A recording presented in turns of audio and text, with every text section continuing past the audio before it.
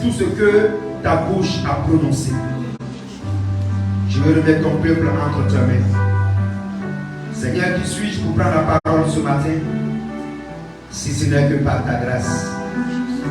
Bénis chacun de nous. Dirige-nous et conduis-nous, Seigneur. Gloire, honneur et magnificence à toi. Au nom de Jésus que nous avons prié. Amen. Amen. Alléluia. Est-ce que tu peux pousser des cris de joie pour le Seigneur?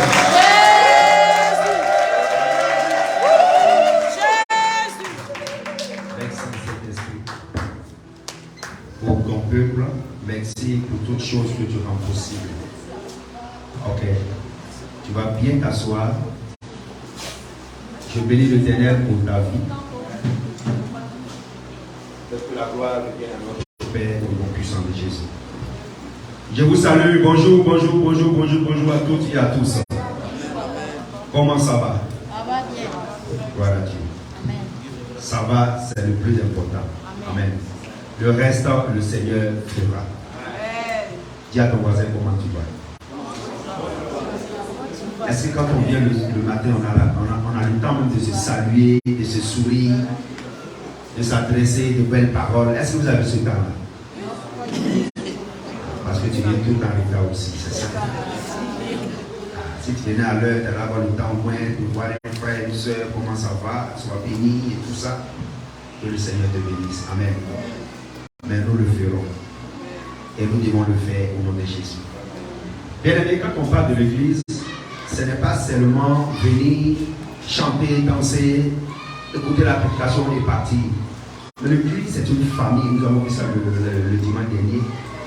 L'église, c'est la famille de Jésus. L'église, c'est l'épouse de Jésus. L'église, c'est la communauté des saints. Ça veut dire l'assemblée des saints. Pourquoi est-ce que nous sommes saints? Parce que nous avons été sanctifiés par le sang de Jésus. L'œuvre de la croix a ôté nos péchés, mais le Seigneur, par sa bonté et par sa grâce, a fait de toi, a fait de moi un royaume de sacrificateurs. Cela veut dire que le Seigneur est présent dans ta vie et dans ma vie. C'est pour cela qu'à chaque fois que nous nous retrouvons, bien aimés, nous devons regarder Christ. Et quand tu vois ton frère, tu vois ta soeur, c'est Jésus que tu dois voir à travers lui. C'est Jésus que tu dois voir à travers elle. Amen. C'est ça la communauté des saints. Alors nous avions commencé un enseignement il y a longtemps de cela. Nous avions parlé un peu de la rencontre, des fiançailles. Et pour les mariages, ça avait été suspendu parce que le Seigneur, d'abord, donne-lui un coup de main s'il vous plaît, le service d'ordre.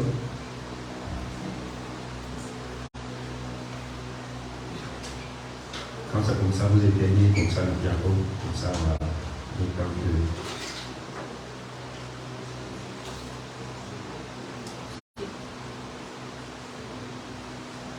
Ok, merci bien les frères pour votre vigilance, que Dieu vous bénisse. Alors je disais que nous n'étions pas entrés dans le mariage parce que le Seigneur nous avait demandé des travaux spirituels, on devait jeûner, on devait prier, on devait prendre autorité sur les plans de l'ennemi. Mais cet enseignement n'était pas fini, c'était seulement suspendu. Amen. Je sais qu'il y a beaucoup de nouvelles personnes qui sont arrivées après. Il y a longtemps que nous avons parlé du mariage. Pour les anciens qui sont là, vous savez vraiment beaucoup de choses. Mais à ceux qui sont arrivés, nous allons aussi vous parler du mariage selon le Seigneur. Amen. Parce que chacun de nous, chacun de vous est appelé à se marier. Voilà Dieu, je suis déjà marié. Il y a certains parmi vous qui sont aussi mariés. Mais on a besoin toujours d'apprendre des choses sur le mariage. Parce que Rentrer dans le mariage, c'est une bonne chose. Mais connaître le mariage et découvrir chaque jour le mariage, c'est la chose la meilleure. Parce qu'il y a des couples qui se marient, il y a des personnes qui se marient et après qui divorcent. Il y a des personnes qui s'aiment, qui se fiançaillent et qui se fiancient, excusez-moi, et leurs fiançailles n'arrivent pas quelque part. Ce n'est pas intéressant. Vous voyez? Alors que Christ, quand il parle du mariage, il parle de son union avec toi, avec moi, avec nous tous. Donc cela veut dire que le mariage, ce n'est pas ce que vous voyez là. Ce n'est pas ce que nous avons l'habitude de voir. Mais le mariage, c'est une alliance. Et l'alliance, c'est quelque chose de très puissant. C'est quelque chose de très fort. C'est quelque chose de très respectable. Alléluia. Dis avec moi, respectable. Le mariage doit être respecté. La génération d'aujourd'hui ne respecte pas le mariage. Ils n'ont pas de respect, non pas parce qu'ils ne connaissent pas ce qui veut dire le mariage. Ils connaissent, ils en savent parce que beaucoup ont été enseignés. Mais ils n'ont pas de respect pour le mariage. Parce qu'ils prennent le mariage seulement comme étant l'union de deux personnes et ça s'arrête là. Il y en a à qui on exhorte de se marier, peut-être qu'ils veulent le faire pour être en conformité avec la parole de Dieu, mais ils ne connaissent pas l'importance du mariage. Non, bien aimé, on ne force pas les gens à se marier, mais on les amène d'abord à se défaire de l'impudicité. Parce que tout ce qui n'entre pas dans le mariage est impudique, est impudicité. Et la Bible dit que les impudiques n'iront pas au ciel. Ça veut dire que si le Seigneur vient aujourd'hui là et que tu es dans ta situation d'impudique, bien aimé, tu n'entreras pas au ciel. Même si tu nourrissais le pasteur, même si c'est toi qui payais le loyer de l'assemblée, tu n'entreras pas au ciel. Parce que c'est écrit que les impudiques n'hériteront pas du royaume des cieux. C'est pour cela que comme je t'aime et je te veux du bien, comme disent les Italiens, eh bien, je suis obligé de t'exhorter pour que tu puisses sortir de ce carcan-là. Sinon, à quoi sert de servir Dieu et aller en enfer? Vous voyez, ça n'a pas de sens. Pour moi, ça n'a pas de sens. Peut-être que pour certaines personnes peuvent dire non, moi je vais vivre sur la terre, je vais servir Dieu, et puis même si je vais en enfer, il n'y a pas de problème. Mais bien aimés, ceux qui sont en enfer, ceux qui entreront en enfer, ils en savent quelque chose. Ceux qui sont même dans le séjour des morts, mais ne sont pas dans le sein d'Abraham, bien aimé, c'est une souffrance. Vous connaissez la parabole du riche et du pauvre Lazare. Lazare n'avait pas été sauvé, n'est pas dans le sein d'Abraham parce qu'il était pauvre, non. Donc ne pense pas que parce que tu es pauvre, alors tu seras sauvé. Non. Est sauvé celui qui a accepté le Seigneur Jésus comme son Seigneur et Sauveur et qui vit selon la doctrine de Christ. Amen. C'est lui-là qui sera sauvé. Sinon, le salut n'a rien à voir avec la pauvreté ou bien la richesse. C'est pour ça qu'il y a beaucoup de riches, il y a beaucoup de païens qui sont très riches, qui ne manquent de rien, mais ils manquent la vie éternelle. Donc le mariage, c'est quelque chose de très important. D'abord pour sortir de l'impudicité, mais c'est une découverte. C'est une belle aventure. Je dirais c'est un salut. Parce que la Bible dit qui trouve la femme a trouvé le malheur. C'est vrai? A trouvé le bonheur. Vous voyez? Donc c'est un bonheur. Mon frère, tu cherches le bonheur depuis que tu ne trouves pas. Parce que tu n'as pas encore trouvé la femme de ta vie. Ma soeur, la Bible dit que l'homme, c'est le chef de la femme. Femme, tu es déboussolée, tu es désorientée parce que tu n'as pas un chef. Mais le chef que Dieu veut pour toi. Parce que tous les chefs ne sont pas tes chefs. C'est important. Tu peux avoir un homme, mais si tu n'as pas trouvé ton chef, il va te maltraiter. Il va te fouler aux pieds. Il va te ridiculiser. Il va se moquer de toi. Parce que tu n'as pas trouvé le chef. Le chef, c'est celui-là qui protège. Le chef, c'est celui-là qui oriente. Le chef, c'est celui-là qui comprend. C'est celui-là qui aide. Amen. Ça, c'est le véritable chef. Donc le mari qui ne remplit pas ses conditions, ça veut dire que pour le moment ce n'est pas un mari, c'est un compagnon. Vous voyez, c'est un compagnon. On n'a pas besoin de compagnon, on a besoin de mari. Parce que le mari, il est plus que le compagnon. Le compagnon t'accompagne, mais quand ça chauffe, il t'emmène en route. Mais le mari, il meurt avec toi. Ça veut dire qu'il continuera avec toi. Il périra avec toi. Amen. Donc le Seigneur nous demande d'enseigner ces choses dans les assemblées où les gens sont même beaucoup jeunes. Parce que le problème, c'est au niveau des jeunes. Beaucoup de jeunes ont des problèmes avec le mariage. Il y en a qui ont peur du mariage. Ils pensent que quand on se marie, c'est une corde qu'on a mis au cou. Mais mon ami, si c'est une bonne corde, mets-la au cou. Amen. C'est important. Mais le mariage, c'est une bonne cause. Ce n'est pas la souffrance. Que Donc si tu vois la souffrance, alors fais comme Paul. Ne te marie pas, mais ne goûte pas aussi. C'est le Seigneur et continue ta vie. Comme ça, il n'y a pas de corde au cou. C'est la corde de l'évangile et tu seras l'esclave de Jésus-Christ de Nazareth. C'est ce que Paul le dit. Amen. Mais si tu veux entrer en communion avec une femme, alors mets-toi en règle. Mets ta situation en règle. Dis à ton voisin, mets ta situation en règle. Mais ne dis pas pour celui qui est déjà en règle. Pour celui qui n'est pas encore en règle, mets ta situation en règle. Amen. Aujourd'hui, la jeunesse parle seulement du sexe, mais ne parle pas du mariage. Mais le mariage, ce n'est pas le sexe. Le mariage, c'est plus que le sexe. Est-ce que quelqu'un comprend? Le mariage, c'est plus que le sexe. Le mariage, c'est une vie. Nous allons voir cela. Alléluia. Ne te presse pas, nous allons voir cela. Aujourd'hui, nous allons voir une première partie. Comment est-ce que Dieu a créé et stabilisé le mariage? Et qu'est-ce que le Seigneur a prévu dans le mariage? Parce que quand tu comprends ces choses, tu comprends que c'est bien de se marier. Celui qui ne veut pas le faire, il n'y a pas de problème, il n'a pas péché. Mais pourvu qu'il reste sage, c'est-à-dire chaste, jusqu'à la fin, sans toucher les femmes. Amen. Sans regarder les films porno, sans se masturber. Voilà, c'est ça aussi, c'est important. Il y en a qui se marient pas, mais ils se masturbent. Il y en a qui ne se marient pas, mais ils regardent les films porno. Et ils sont remplis de démons pornographiques. Vous voyez, ils sont remplis de démons pornographiques. Tout ce qu'ils regardent, c'est le porno. Non, le film porno, c'est interdit. Amen. Parce qu'on ne doit pas regarder la nudité de l'autre. Donc, comme toi-même, tu ne peux pas tourner ton propre film porno qui regarde les autres, donc tu regardes la nudité des femmes et des hommes. C'est un péché. Lévitique 18, tu le dis, tu ne regarderas pas la nudité, tu ne découvriras pas la nudité de l'autre. Donc, celui qui se cache pour regarder ces films-là, bien aimé, il faut que tu sois converti au nom puissant de Jésus. Ne dis pas que non, je regarde ça parler de ça sur ma femme. Non, c'est un péché. Voilà. Si tu ne sais pas le faire, dis à ta femme va t'apprendre à le faire. Amen. Voilà, parce qu'on s'apprend, c'est ça aussi le mariage. Alléluia. Donc ne péchons pas pour faire plaisir aux autres. Amen. Celui qui se masturbe, il couche contre lui-même. Donc ça veut dire qu'il est homosexuel. Tu es un garçon qui couche contre toi-même, tu es pédé. Ouais, toi tu es homosexuel. Donc l'homosexuel, ce n'est pas seulement lui qui va avec un autre homme. Mais toi-même tu vas aussi avec un autre homme. Qui est cet homme-là? Toi-même. Tu n'as pas honte. Tu vois. Ça, un enfant de Dieu ne doit pas faire des gens de choses comme ça. Il y a des femmes aussi qui se masturbent. Vous voyez?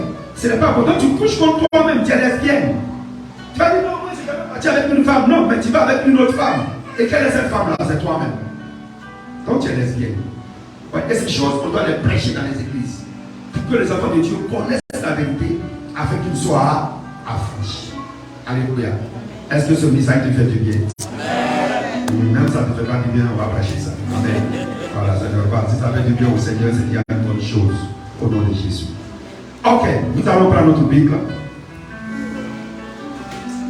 J'espère que vous avez reçu quand même les Bibles la fois dernière. On fait l'effort de vous satisfaire. L'ancien Casanova n'est pas là, il est en voyage en Allemagne. Donc, pour 2 dimanches, vous n'avez pas le voir. Le 15, il sera là. Gloire à Jésus. Alléluia.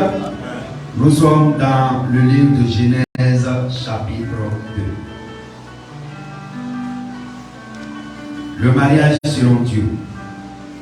On ne finira jamais de prêcher sur le mariage parce que c'est une découverte. Chaque jour, découverte. Fils, selon sa volonté.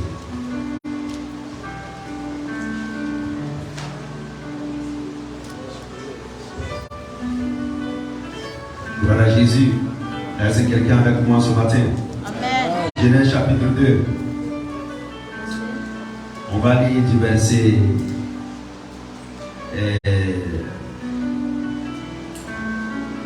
8. On va voir du verset 18. On peut regarder quelque chose. Ici c'est la création. Dis avec moi la création. Nous sommes au verset 18.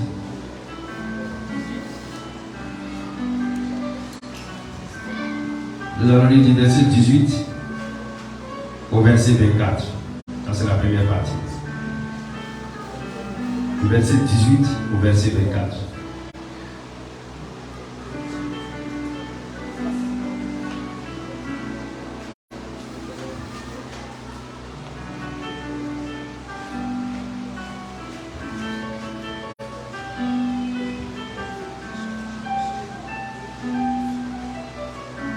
peux lire rapidement. Alléluia. Amen. La parole de Dieu. Alléluia. Genèse 2, verset 18 à 24. Il a écrit: L'Éternel Dieu dit, il n'est pas bon que l'homme soit seul.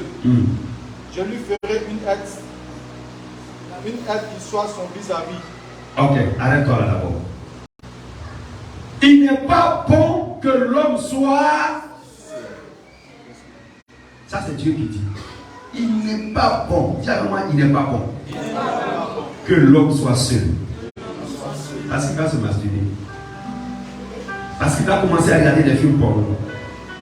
Parce qu'il va commencer à regarder les femmes qui passent. Une femme passe, il regarde. L'autre femme passe, il regarde. C'est-à-dire que lui, sa vie, c'est seulement regarder, regarder, regarder. Dis à ton voisin, cesse de regarder. Alors marie-toi. C'est pas là pour la soeur aussi. Celui qui regarde trop, il devient un voyeur. Et lui voit seulement. Non, que le Seigneur ferme ses yeux là au nom puissant de Jésus. Et il y a trop de voyeurs dans les églises. La soeur passe. La soeur, le frère passe. Dieu crée, yo. Laisse Dieu, c'est lui qui crée sa chose. On n'a pas été apprécié. Amen. Il n'est pas bon. Qui n'est pas marié ici? On a beaucoup. Ah, on est beaucoup. Il n'est pas bon que l'homme soit seul. Femme, il n'est pas bon aussi que la femme soit seule. Mais ce n'est pas seulement l'homme. C'est aussi la femme. Il n'est pas bon. Est-ce qu'il est bon entre nous? Il n'est pas bon. Tu es à la maison et tu es seul. Tu regardes les meubles seulement. Toi-même tu es dérangé. C'est ça qui amène les gens à aller pécher. Tu vois? Tu es seul. Donc tu es tout oublié d'être avec tes camarades, avec tes collègues, avec tes amis, dans les coins bizarres. Parce qu'il n'est pas bon. Parce que quand tu arrives à la maison, chez les blancs ici, les camarades, c'est les chiens, c'est les chats. En Afrique, les camarades, je ne sais pas. Vous voyez, il n'est pas bon. Et le mariage est tout. Amen. Gloire au Seigneur que tu m'as sorti de là. Je n'ai pas avoir prêché, il arrive à la maison, il regarde la télé. Vraiment, Seigneur. Là, il n'y a personne qui peut te consoler. Alléluia. Donc, le mariage, c'est une bonne chose. Je dis cela pour que celui-là qui craint encore, celui-là qui a peur, celui-là qui a honte, que ces choses tombent au nom puissant de Jésus. Parce que c'est bon. Sans le mariage, comment tu fais pour être en grossesse? Sans le mariage, comment tu fais pour être papa? Ah, tu as vu que c'est compliqué là. Tu es obligé d'avoir beaucoup de mamans dehors. Et ta vie est misérable en tant qu'enfant de Dieu. Alors que quand tu es marié, tu es pressé même pour arriver à la maison. Parce que tu sais que la femme est là. Ou les enfants sont là. Parce que tu sais qu'à la maison, il y a du bruit. Un ami me disait une fois, ah mon ami, vraiment, moi je vais me marier. Pourquoi tu veux? Parce qu'il veut que quand il va à la maison, il y a du bruit, c'est bon. Il me met la musique, c'est pas la même musique, là, c'est pas la même chose. Vous voyez? Donc ça veut dire que c'est intéressant. On dit ces choses pour détendre un peu l'atmosphère, pour dire que n'ayez pas peur du mariage, n'ayez pas honte du mariage. Beaucoup d'Italiens, beaucoup d'Européens, ils ont peur de ces choses. Quand tu leur parles, non, je ne veux pas que ma vie soit détruite. Non! Celui qui trouve la femme a trouvé le bonheur. C'est un bonheur. Donc comment ta vie peut être détruite? Alléluia. Nous détruisons ces idées, ces pensées-là au nom puissant de Jésus. C'est ce qui a fait qu'aujourd'hui les gens ont créé l'homosexualité et le lesbianisme. Ils se sont développés cela. Comme à Sodome et Gomorrhe. Parce que les gens pensent que être avec un sexe différent, ce sont des soucis, ce sont des problèmes. Mais bien aimé, demandez à ceux qui ont marié les garçons, hein, les garçons qui ont marié les garçons. Il y a aussi un problème là-bas. Heureusement que quand il s'agit de donner les coups de poing, en tout cas les deux sont KO. Un coup de poing de femme, c'est différent du coup de poing de ton ami homme. Donc ils se répandent au nom puissant de Jésus. Parce qu'il doit y avoir toujours une une autorité. On parlera de ça. Quand on parle de mariage, ça veut dire qu'il y a une autorité. Il n'y a pas deux autorités. Et ça va briser aussi ces choses au nom de Jésus. On va vous définir l'autorité qui est et comment l'autorité se manifeste. Parce qu'il y a le mariage, il y a le couple où il y a deux autorités. Même la femme aussi a un homme. Non, on ne veut pas les femmes hommes. Alléluia. Même s'il y a homme animal, on ne veut pas les femmes hommes. Que dans le couple, la femme soit femme et que l'homme soit l'homme. Que chacun ait sa place. Diamant, chacun ait sa place. Amen. Mais toi, homme aussi, reconnais ta place. Mais il y a des hommes, c'est eux maintenant qui veulent même gérer la cuisine. Mais la place de la femme, c'est la boue. Alléluia. Que chacun ait sa place. Comme il y a des femmes aussi dans la maison. Même en tant que femme, c'est elle qui va. C'est qui? Tu veux quoi? Oui, dis-moi. Non, c'est pas ta place. Femme, reste longtemps de ça. Maintenant, quand on va marcher, tu dis que ah, mais c'est parti, prendre des congés. Laissons chacun à sa place. Surtout nous qui sommes mariés. On terrain trop les places. Et c'est pas bon. Ça crée beaucoup de distorsions dans le foyer. Amen. Il n'est pas bon que l'homme soit seul. Parce que quand Dieu avait créé, il avait d'abord créé l'homme, Adam. Quand il parlait à Adam, s'il avait créé d'abord la femme, il allait dire qu'il n'est pas bon que la femme soit seule. Amen. Donc vous les femmes ne dites pas que ça ne vous concerne pas. Il n'est pas bon. On continue la lecture. Verset 19. L'Éternel Dieu façonna à partir de la terre tous les animaux sauvages et tous les oiseaux du ciel. Puis il les fit venir vers l'homme pour voir comment il les appellerait. Il voulait que tout être vivant porte le nom que l'homme lui donnerait. Verset 20. L'homme donna des noms à tout le bétail, aux oiseaux du ciel et à tous les animaux sauvages. Mais pour lui-même, il ne trouva pas d'être qui soit son vis-à-vis. Ok, on s'arrête là. Voilà le Père qui promet à l'homme. Il dit c'est pas bon. Mon fils, c'est pas bon que tu sois seul. Je vais te donner, je vais faire un être semblable à toi. Ça veut dire, en termes humains, quelqu'un comme toi, qui ne va pas avoir ton sexe, c'est normal. Mais quelqu'un qui soit comme toi, ça veut dire que tu peux toucher, que tu peux parler, avec qui tu peux dialoguer. Parce que les animaux n'étaient pas comme Adam. Ils étaient des animaux. Même si le singe paraissait être comme Adam, ou maman singe paraissait être comme Adam, mais ce n'était pas comme Adam. Elle pouvait attraper Adam, elle pouvait lui faire une bise et tout ça, mais ce n'était pas Adam. Ce n'était pas semblable à Adam. Voilà le plan de Dieu.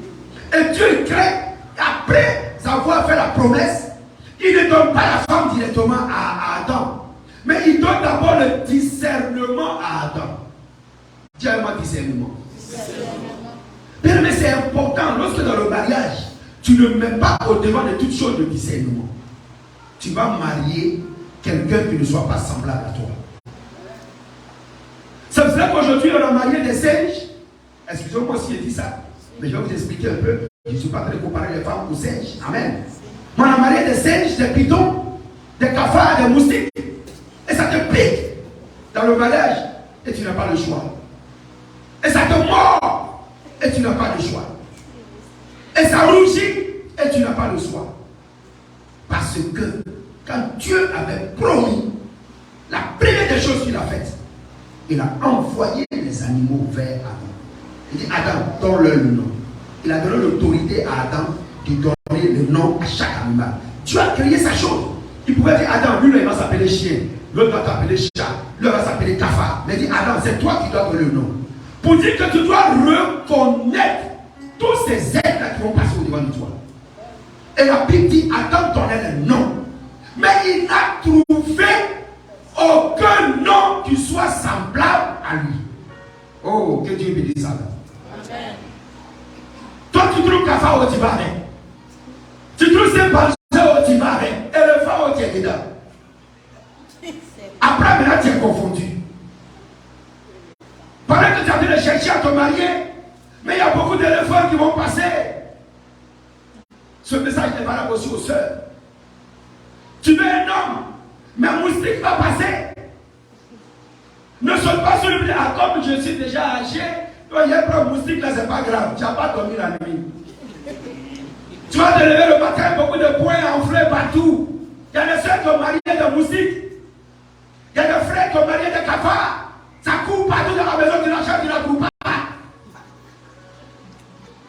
Parce que tu n'as pas su donner un nom. C'est pour cela qu'il faut d'abord les rencontres, ensuite les fiançailles et arriver au mariage. C'est dans les rencontres que tu donnes un nom à celui-là que tu trouves.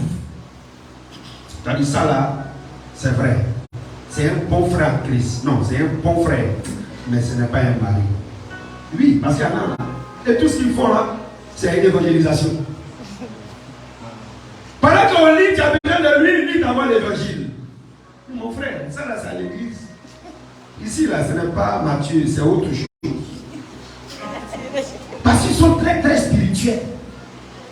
Tu prends la femme où tu as besoin d'elle en tant que femme. Non, c'est là où elle te demande qu'elle aussi est servante de Dieu. Elle t'envoie te bombarder le verset biblique. Ma chérie, ce n'est pas ça là, il est marié. Je voulais une femme.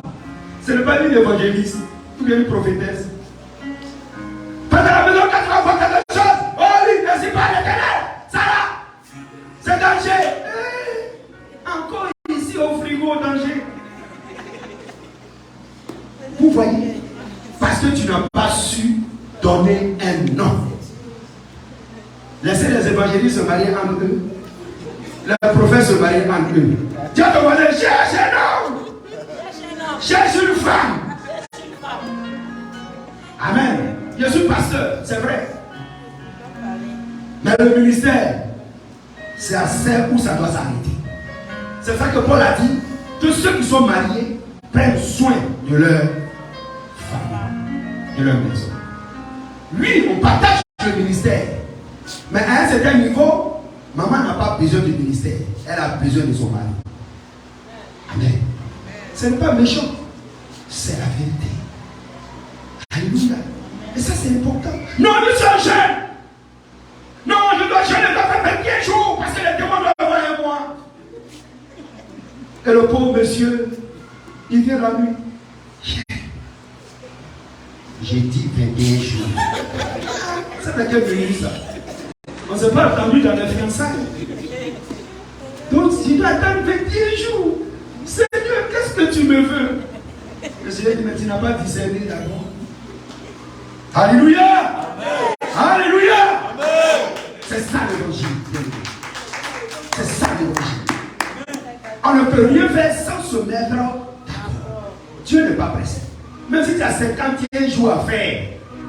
Mais il faut que le Seigneur convainque. S'il n'est pas convaincu, ma soeur, j'aime mes va. Quand le temps arrive, tu suis de la couple là, ça c'est votre ministère. C'est le ministère de papa et maman. Amen. C'est ça le mariage, bien-aimé. C'est ça l'importance du mariage. Quand on voit les choses, on dit que le nom du Seigneur soit glorifié. Parce qu'il y a des groupes chrétiens, pastoraux, qui souffrent. Ils aiment Dieu. Ils aiment le Seigneur. Mais quand tu arrives à la maison, il y a une grande souffrance, il y a une grande plaie. Pourquoi? Parce qu'ils n'ont pas su dissocier le mariage de la famille. Ils veulent mélanger tout. Je ne dis pas que l'évangile n'est pas important dans la maison. Non, c'est très important. Sans le Seigneur, on ne peut rien faire. Mais il faut savoir quand est-ce qu'il faut adorer et quand est-ce qu'il faut s'attraper. On ne dit pas à l'autre qu'il est charnel ou elle est charnelle parce qu'elle n'arrive pas à comprendre. Non, les yeux de Dieu, on ne comprend pas. On laisse le Seigneur faire ces choses. Quand il s'agissait de diviser la mer Rouge en deux, ce n'était pas l'effort de Moïse, c'est Dieu lui-même qui l'a fait. Et le Seigneur a dit, c'est moi qui ai endurci le cœur du Pharaon pour dire que la gloire lui revient et laissons-le décider. Parce qu'il y en a qui sont spirituels, ils aiment le Seigneur, mais ils ont peur. Ah, une fois il y a quelqu'un qui me faisait cette demande, mais papa, si ton mari a besoin de toi le vendredi soir, alors que dimanche il y a culte, c'est comment? Il dit, mais il y a quel problème dedans? Même dimanche matin, il n'y a pas de problème. Pour vous que ça ne vous fatigue pas, Parce que les relations sexuelles, ça fatigue aussi.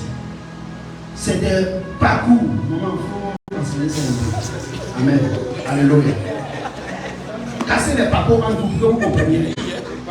Quand tu vas une fois, ça fait presque 10 km.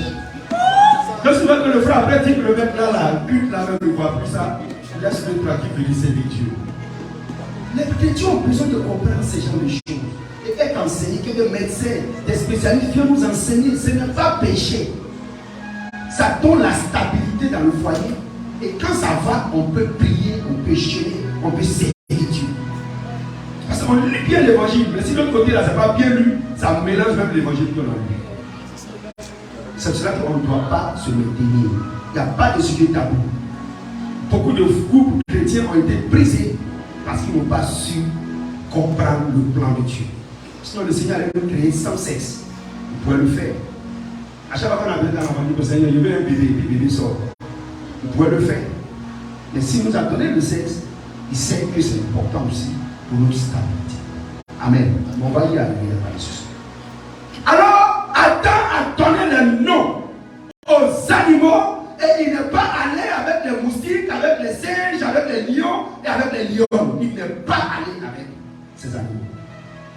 Mais il n'a pas trouvé quelqu'un de semblable à lui. Parce qu'il a su discerner. Faites très attention. Quand nous choisissons un homme, quand nous choisissons une femme. Ton choix, si ça s'est trompé, tu vas souffrir toute ta vie. Ah oui, tu vas souffrir toute ta vie. Tu ne vas pas dire que tu vas divorcer. Tu vas souffrir toute ta vie. C'est pour cela que faisons très attention. Ne mettons pas le sexe au devant. Le sexe, c'est la partie cachée. Même si cette femme est stérile, même si cet homme est stérile, même s'il ne donne pas, elle ne donne pas, avec la prière, le Seigneur va ouvrir tout ce que lui-même il aurait déjà établi. Mais d'abord, c'est le discernement. Et ce n'est pas le Seigneur qui discerne, c'est toi. C'est ça que quand tu trouves une femme, prie pour cette femme. Mets-la devant Dieu et dis Seigneur, qui elle est. Elle peut être une bonne soeur spirituelle, peut être une bonne soeur en Christ pour toi, mais être une mauvaise femme. Il peut être un bon frère, un bon pasteur pour toi, mais un mauvais mari. Parce qu'il ne va pas pouvoir répondre à tes aspirations quand tu auras besoin de lui. Et ça va te faire souffrir tout le temps de ta vie. Et beaucoup sont tombés dans ces pièges. Parce qu'ils ont dit, il prie, elle prie. Il est bien, elle est bien. Ils sont ensemble. Et maintenant après, le pasteur ne peut pas dormir. Le téléphone sonne. Et il dit que le Seigneur vous console. Et qu'il veut vous fortifier. Parce qu'ils avaient manqué de sagesse et de discernement. Amen. Alors Adam, qui avait fini tout ça, qui n'a pas trouvé, il a fait le compte rendu au Seigneur. Je n'ai pas trouvé quelqu'un semblable à moi dans tout ce que tu m'as envoyé. C'est là où maintenant le Seigneur va poser un acte important dans sa vie. Il va lui donner maintenant ce qui sera semblable à lui. Et regardez ce que Dieu a fait. Continue. Verset 21. Oui. Alors l'Éternel Dieu fit tomber un profond sommeil sur l'homme. Il s'endormit. Il prit une de ses cordes et referma la chair à sa place.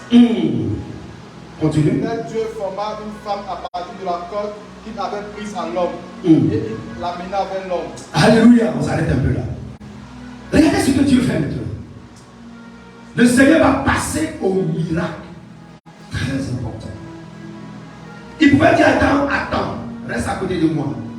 Et il va mettre sa main sur sa porte. Et il va tirer quelque chose. Et Adam va observer. Et Adam va contempler. Et Adam va voir Dieu à l'œuvre. Non. Le Seigneur, il y a des choses qu'il nous cache. Il nous cache. Si tu savais que lui là, il allait être pasteur, tu allais dire mon frère, je t'aime, mais je n'ai pas besoin d'un pasteur dans mon foyer. Si tu savais qu'elle allait être prophétesse ou servante de Dieu, tu allais dire oui, ma soeur, je t'aime bien, oui, j'ai vu des qualités que je recherche en toi, mais je n'ai pas besoin d'une servante de Dieu dans ma maison. Parce que je sais où ça va terminer. Le Seigneur a caché à Adam celle-là qui devrait être semblable à lui. C'est important. Le Seigneur a caché ces choses. Parce que les choses révélées sont pour... Non, celles révélées sont pour nous. Voilà. Et celles qui sont cachées sont pour Dieu. Ce n'est pas toutes les choses qu'il peut nous révéler. Parce qu'il y a d'autres qui disent, non mais je ne comprends pas. Quand on était fiancés, on était mariés, tu ne m'as jamais parlé de ministère ou des choses. Et maintenant, toi-même, depuis quand Dieu m'a commencé à t'appeler, tu as commencé à me parler maintenant. Non. Non, il y a des choses que le Seigneur cache. Même à nous-mêmes, il appelle. À celles qu'il appelle, il cache. Donc si tu as marié un servant de Dieu ou un serviteur de Dieu, tu n'as pas mal fait. Tu es entré dans la grâce du Seigneur. Amen. Pour consoler quelqu'un ce matin. Par la grâce du Seigneur. Parce qu'il y en a qui s'enflamment. Prie seulement. Tu dis Dieu seulement. Moi, il ne comprend pas. Tu ne sais pas quand est-ce que, il n'y a pas quand est-ce que il est là. C'est la grâce que le Seigneur a mis là. Parce que sans cette grâce-là, peut-être qu'il t'a vu, mais il était déjà parti. C'était déjà foutu. Alléluia. Donc ça, c'est une grâce. Ah oui, c'est une grâce. De marier des gens qui servent Dieu. Des femmes qui servent Dieu. C'est une grâce. Dis avec moi, c'est une grâce. Voilà, donc ne regrette pas. Si tu avais marié bon mari, tu allais comprendre les cannabis. Que Dieu soit béni. Amen. Alors, bien aimé, il fait tomber un grand sommeil. Ça veut dire qu'Adam était là comme si on avait injecté quelque chose pour pouf, il est tombé. Et le Seigneur n'a pas pris quelque part d'autre qu'en lui. C'est ça la partie la plus intéressante. Dieu pouvait aller prendre un os quelque part, ou bien faire descendre un os du ciel et faire Ève. Mais il est parti sur Adam. C'est toi qui veux te marier. C'est toi qui dois te marier. Je vais prendre en toi ce que toi-même tu vas épouser. Afin que tu saches aimer parce que c'est une partie de toi. Afin que tu saches supporter parce que c'est une partie de toi. Afin que tu saches encourager parce que c'est une partie de toi. Imaginez-vous un peu, bien aimé, que pendant que tu as de manger, ta sauce, tu es bien content, ton poulet, et puis tes dents, broie ta langue. Va prendre tes nailles et puis commence à arriver les dents. Qu'est-ce que je vous ai fait? Et puis allez jeter, on va voir. Si demain prochain tu seras ici au culte. Mais pourquoi tu ne le fais pas? Mais quand c'est ta femme, tu es prêt à prendre des décisions draconiennes. Quand c'est ton mari, tu es prêt à prendre des décisions fâcheuses. Tu arraches aussi tes dents. Arrache aussi tes cheveux. Tu cours et puis les cheveux là, ça tente les cheveux. Aïe, les cheveux. Bon, attends, envoyez tondeuse là rapidement, hein, vous le faites. Et puis mets les dents. Tu vas aller le relaver ces cheveux là après. Si un peu qui est arraché, tu vas aller chercher même faux cheveux pour aller coller. Alors pourquoi pour ton fiancé tu ne le fais pas? Pourquoi pour ta fiancée tu ne le fais pas? Alléluia. Et ça te fait du bien. André, ce chapitre là, ça te plaît pas trop. Peut-être que quelqu'un dans un passé, tu ne comprends pas. Si toi-même tu es dans ma place, tu allais comprendre, tu allais te fâcher aussi. Mais ne te fâche pas. Parce que Dieu ne va aller prendre ailleurs.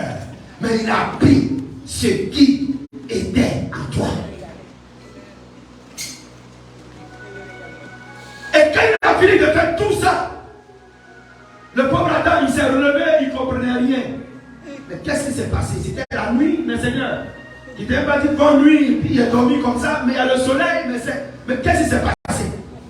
Et le Seigneur a pris et il a envoyé vers lui. Il dit, tiens, voici ça. Maintenant, toi-même, discerne. Parce qu'Adam devrait donner un nom. Vous voyez, notre Dieu, il est fort. Il ne donne pas de nom. C'est pour cela, sœur, fais attention. Quand ton fiancé commence à te donner un nom, c'est que c'est ça que tu es. Parce qu'on va dire, frère, tu penses quoi de ta femme? Ta fiancée, c'est toi, c'est girafe. C'est que c'est vrai, les girafes. Elle voit partout, elle voit toutes les toitures. Ah oui, les hommes ils donnent les noms facilement. Hein. Les hommes vrais ou faux. Quand un homme l'homme donne un nom, ça veut dire qu'il est découragé. Quand l'homme est encouragé, il ne donne pas de nom. Hein. Regardez. Quand ils sont découragés, c'est là qu'ils commencent à donner le nom. Oh, ça c'est une lion. Oh, ça là c'est Pango. Oh, ça là c'est. Il va donner tous les noms. Ça veut dire que là, ma soeur, tu dois te rattraper. Il est découragé. Il est fatigué. Et le Seigneur a envoyé la femme. Et il dit, pratique. Mais toi-même, donne-lui le nom que tu veux. Et Adam, il regarde. Il était tellement émerveillé. Il avait compris ce qu'il n'a pas trouvé dans la lionne, dans les chimpanzés, dans les cafards, dans les moustiques, dans les souris. Et il a regardé. Et il dit, celle-là, c'est l'os de mes os. Amen. C'est la chair de ma chair. Il n'a pas regardé d'abord la chair. Je m'imagine quelle beauté avait Ève. Parce que quand Dieu fait, il ne fait pas à moitié. Amen. Mais il a vu l'intérieur alors qu'il a dormi. Alors qu'il n'est même pas allé au lit avec elle. Mais quand il a regardé, le Saint-Esprit qui est en lui a dit ça vient de ton intérieur. Femme, donne la paix à ton mari, à ton fils. Donne-lui la tranquillité. Parce que tu as été tiré de lui. Et quand il a regardé, il m'a dit, mais ça, ce sont mes os. Ce sont mes os, ça. Je vois en elle mes os. Avant que je voie en elle semblable à moi, ça veut dire ma chair. Mais c'est les os, les choses qui sont cachées. C'est ça qu'il a vu. Que fais-tu pour que ton fiancé voie en toi les choses qu'il n'a jamais vues? Que fais-tu pour que ton fiancé découvre en toi ce qu'il attend véritablement de toi? Qu'est-ce que tu fais, femme? Qu'est-ce que tu fais? Ou bien tu l'amènes de cauchemar en cauchemar? Ou bien tu l'amènes de poison en poison? Qu'est-ce que tu fais? Ah, les femmes, il y a un grand travail à faire. Il y a un grand travail. Il faut que tu fasses les choses à tel point que quand on travaille, une collègue, les nerfs, il dit, toi, je vais te confier à ma femme ou à ma fiancée. Parce qu'il sait ce que sa femme ou son fiancé faut. Et sa fiancée faut. Il sait ces choses. C'est comme l'enfant. Je vais appeler ma maman, je vais appeler mon papa. Parce que pour lui, son papa, sa maman, ce sont ses références. Est-ce que tu as une référence pour ton fiancé ou bien pour ton mari? Est-ce que tu as une référence? Il y en a qui t'ont appelé, mais les femmes dans une situation de non, pardonnez, laissez-la loin de ça. C'est que si elle vient là, tout gâter. Alléluia. Amen. Mais l'homme qui a le cœur conquis des choses, il vient tout expliquer à la femme. Parce qu'il sait qu'elle sait le consoler. Elle sait la manatouer. Elle sait la briser. Parce que l'homme, bien aimé, quel que soit ce que nous sommes, on a toujours besoin d'un réconfort, d'une consolation. Peut-être que vous pensez que c'est tout seulement. Non. L'homme, je dirais, a plus besoin que vous. Parce que l'homme travaille beaucoup. Parce que l'homme fournit beaucoup d'efforts. Parce que la tête de l'homme chauffe. À cause de ses soucis. À cause de tout ce qu'il raconte comme difficulté. Il a besoin de quelqu'un qui peut l'encourager. Combien de fois tu as encouragé ton fils? Peut-être que ça va conseiller. Fais ça, fais ça, fais ça, comme ça. Mais ça va pas faire ça. Mais comment tu te combats? Non, on n'a pas besoin de ça. Est-ce que les hommes ont besoin de ça?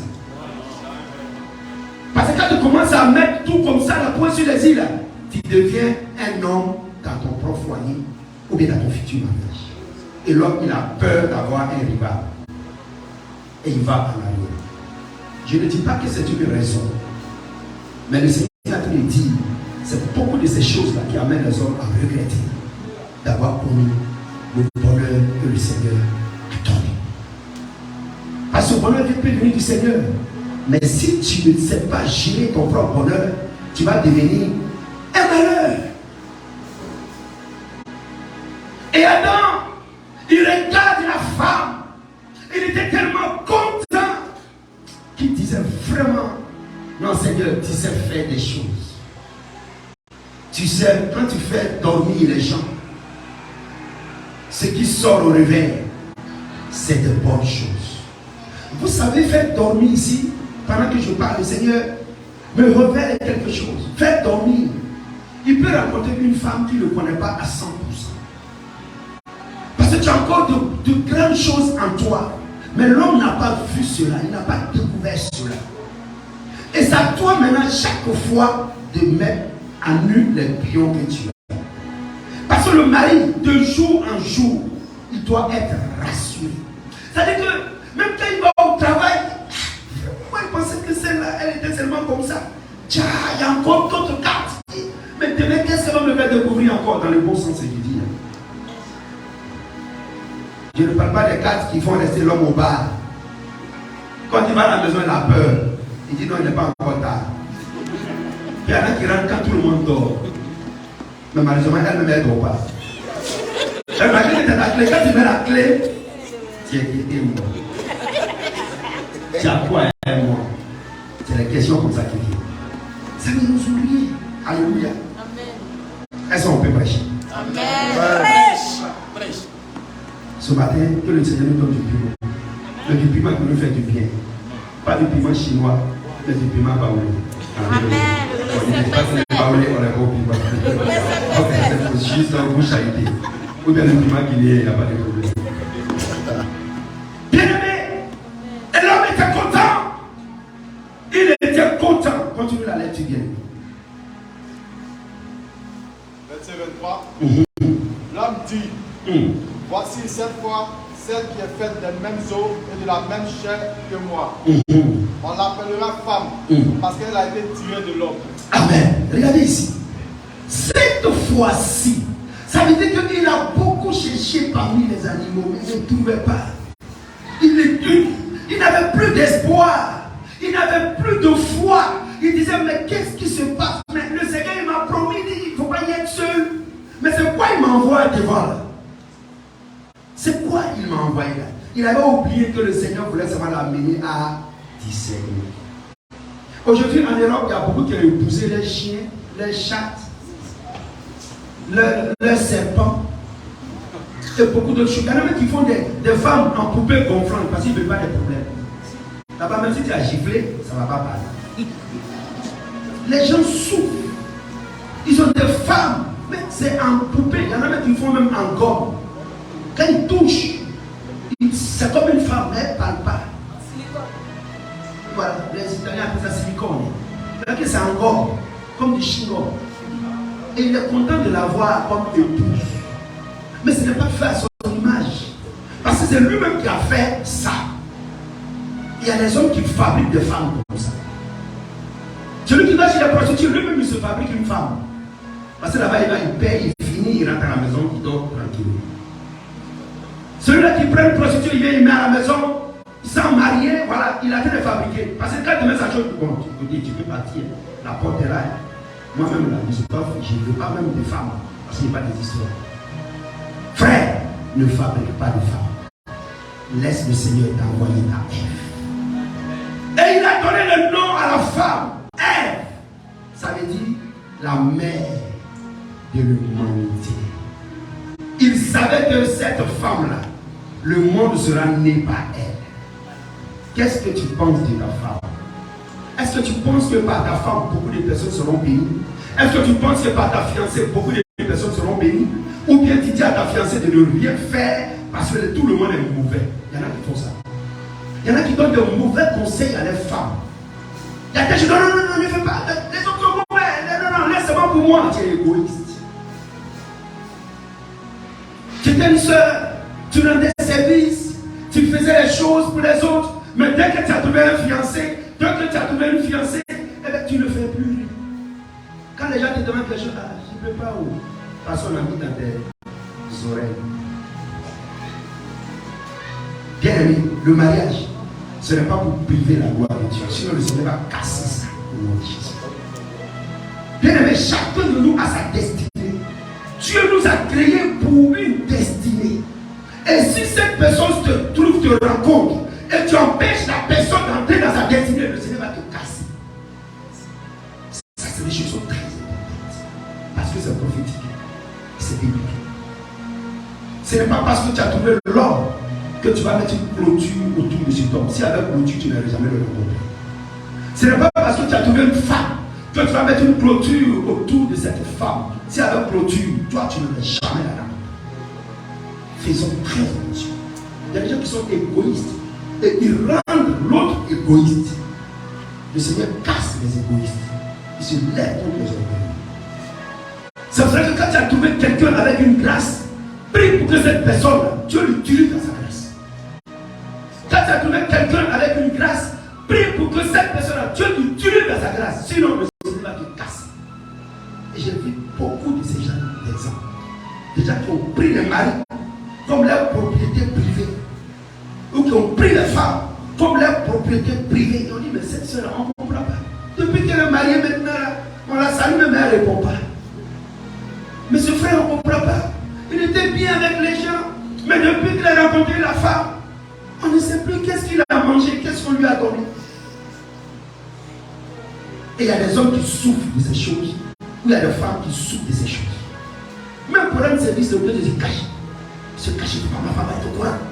Pourquoi mon mari va être au courant? C'est quelle peur ça? C'est pas le malheur de Dieu. C'est pour la liberté que Christ nous a affranchis. Cela ne veut pas dire qu'on ne doit pas partager les choses. On verra ça plus tard. Il faut partager. Mais si tu vois qu'à chaque fois que tu partages, l'autre te dit non, non, non, non, il faut faire soin à la personne. Il faut lui dire l'Éternel ne m'a pas créé comme ça. Sinon, je ne vais jamais dire. Est-ce que le piment a donné? C'est important, bien. Parce que le mariage, c'est pour la gloire de Dieu. Il y en a qui servaient Dieu. Mais quand ils sont rentrés dans la vie du mariage, le service s'est coupé. Un coup. Parce que c'est comme s'ils sont déjà arrivés au royaume des cieux. Il n'y a plus de service. Même là-bas, on a un service. L'adoration. Que le mariage ne vienne pas t'empêcher de suivre la trace pour laquelle Dieu t'a envoyé Jésus. Est-ce que quelqu'un comprend ce matin? Faisons très attention. C'est pour cela que, bien aimé, on ne marie pas n'importe qui. Tu peux marier un dictateur, une dictatrice, et à la fin, tout ce que le Seigneur a préparé pour toi, ça va se détruire. C'est pour cela qu'il faut prier pour la personne avec qui elle est telle, on se rencontre et qu'on vit. Il faut prier beaucoup. Il y a des gens qui n'ont pas rendre service, ils sont méchants. Il y a des gens qui sont méchantes. Même à ta propre famille, tu ne dois rien faire. Dès que tu l'as rencontré, tu ne dois plus rien faire même pour ta propre famille. Ça, c'est pas intéressant. L'enfant n'est pas tombé du ciel. Il est né dans une famille. Il a une mère. Elle a une mère. C'est la même chose pour les hommes que pour les familles. On n'est pas tombé du ciel. Si ma mère ne m'avait pas mis au monde, tu n'allais pas me rencontrer pour me marier. Alors tu ne peux pas m'empêcher d'avoir contact avec ma famille. Parce que toi, ça ne t'arrange pas. Tu es qui? Tu es qui? Ça, c'est des choses qu'il faut faire très attention. Dieu ne s'amuse pas avec ces choses. Il ne s'amuse pas avec ces choses. Au contraire, ce que je faisais pour ma famille, quand tu m'as rencontré, on doit le faire encore plus. Pour que les gens disent vraiment, notre fils, tu as rencontré le bonheur. Et c'est ce bonheur-là qu'on veut. Pourtant, quand il partait de doté, sa famille s'est humiliée. Ta famille était contente. Et comment se fait-il que parce que tu es là dans le mariage, tu regardes cette famille-là qui a reçu, qui a envoyé la dot comme étant des serpents, des personnes inexistantes? On ne lui fait pas ça. Dis avec moi, on ne lui fait pas ça. Quand on marie un homme, on a marié aussi sa famille. On ne dit pas de manière exagérée, mais sache qu'il a des frères, sache qu'il a des soeurs, sache qu'il a des parents. Ils sont aussi des parents. Quand on marie une femme, tu as marié une famille. Sache qu'elle a des frères, elle a des soeurs, elle a ses parents. Et tu dois aussi les aimer au même titre que ta famille. Parce qu'il y en a qui veulent qu'on aime seulement les parents, mais toi tu ne veux pas aimer les parents des autres. Ça, c'est quel mariage? Le Seigneur veut pas ce genre de choses. Amen. Je ne vous dis pas de donner tout votre argent à la belle famille, parce qu'il y a des belles familles qui exagèrent aussi, qui ne sont pas rentrées dans la prophétie qu'on va voir après. L'homme doit quitter. Mais qui veulent seulement vivre comme leur fils n'était jamais marié. Ce n'est pas de ça que nous parlons. Ça, vous pouvez les exhorter par rapport à ça. Et chacun de nous doit être responsable. Tu dois pouvoir parler à ta famille. Pour dire non, n'exagérez pas. Ce monsieur même, il m'a épousé. Vous devez savoir que nous sommes mariés, vous ne devez pas exagérer. Laissez-nous vous donner selon nos moyens. Parce que nous aussi, on a nos difficultés. Ça, chacun doit aller exhorter sa famille. Parce que si l'homme va parler à la famille de la femme, ça va venir des problèmes que vous n'allez jamais régler. Si la femme va parler au mari des choses, on dit que non, oh, c'est que tu as marié Jézabel là-bas maintenant. Non, ça ne va jamais finir. Donc que chacun de nous soit responsable vis-à-vis de sa famille. Parce que vous devez savoir protéger les uns et les autres. Alléluia. Moi, je le fais pour ma famille. Deux fois, je suis un peu dur. Quand je vois que ça, ce n'est pas raisonnable, ce n'est pas bien, je dis non, maman, je ne te perdrai pas. Tu ne peux pas pousser le pion jusqu'à ce niveau parce que c'est ma femme. C'est une partie de moi. Donc là, non. Si tu m'aimes, en tout cas, baisse le ton. Baisse les choses. Ça, c'est des choses qu'on le fait en exhortant les parents. Parce que nos parents, pour la plupart du temps, ils sont très aussi durs. Mais il faut faire ce travail parce que tu connais ta femme. Et avec la prière, le Saint-Esprit va apaiser les ardeurs. Parce que Satan peut utiliser la famille pour vous détruire aussi. Amen. Que le Seigneur soit là. Et nous allons. C'est mon fils termine la lecture. Le 24. C'est pourquoi l'homme quittera son père et sa mère et s'attachera à sa femme. Et ils ne feront qu'un. Amen. C'est pourquoi. Dis-moi c'est pourquoi. C'est pourquoi L'homme doit quitter son père et sa mère. Bien aimé, on dit l'homme. Parce que le Seigneur, quand lui veut parler, il parle à l'homme. Dans le mariage, l'homme doit être en mesure d'amener sa femme à comprendre les situations. Ça, c'est des choses très importantes, bien aimé. Parce que les femmes ne tardent pas à prendre des coups. Les femmes ne tardent pas à interpréter. Je vous aime bien, les sœurs, mais c'est une faiblesse. C'est une faiblesse que le diable combat par rapport à ce genre de choses. Quand il y a un problème dans un couple, allez parler à l'homme et que l'homme gère dans sa famille. Vous allez voir si cet homme-là, il maîtrise sa famille ou il ne maîtrise pas. Vous priez pour lui aussi. Parce qu'il y a des hommes qui ont ce problème-là. Ils ne peuvent pas parler à la femme. Parce qu'ils ont pris de femmes à qui on ne peut pas conseiller. Leur conseil, il faut que tu leur dises seulement chérie, je t'aime. Mais si tu as dit autre chose, non, ça c'est pas bon. Tu ne veux pas, tu fais ça, tu dois faire ça. C'est pas là que tu as commencé comme ça. Alors si tu vois que cet homme a ce problème, tu vas commencer pas te moquer de lui, tu vas commencer à fléchir les genoux pour demander la faveur du Seigneur. Dans un foyer, la femme doit savoir écouter son homme. Parce que c'est l'homme qui marie la femme. Je ne parle pas des hommes impudiques. Je parle des hommes sincères. Des hommes qui sont dignes d'être appelés hommes. Amen. Parce que tu ne peux pas vivre comme tu veux, à être désordonné dans le sexe et prétendre aller donner conseil à ta femme. Non, ça ne passe pas. Tu dois toi-même vivre ce que toi tu dis. Là, d'accord. Sinon, les sœurs, résistez-les. C'est important. Parce que si nous sommes les chefs, on doit être en mesure nous-mêmes de vivre ce que nous vous demandions de faire. Alléluia. Ça, ces choses sont très importantes. Et là, la Bible dit dans cette conclusion que tu vas encore lire. C'est très important. C'est pourquoi l'homme quittera son père et sa femme et s'attachera à sa femme. Et son père et sa mère s'attachera à sa femme. Et les deux deviendront une seule chair. Nous les hommes, on doit apprendre à quitter. Avec le père, nous quittons facilement. Mais nous les hommes, avec la maman, de fois, on a un problème. Alors que vous savez que les mamans, ta maman est comme ta femme. C'est-à-dire qu'elles sont des femmes. Quand il y a un petit truc, elle va s'enflammer au même titre que sa femme.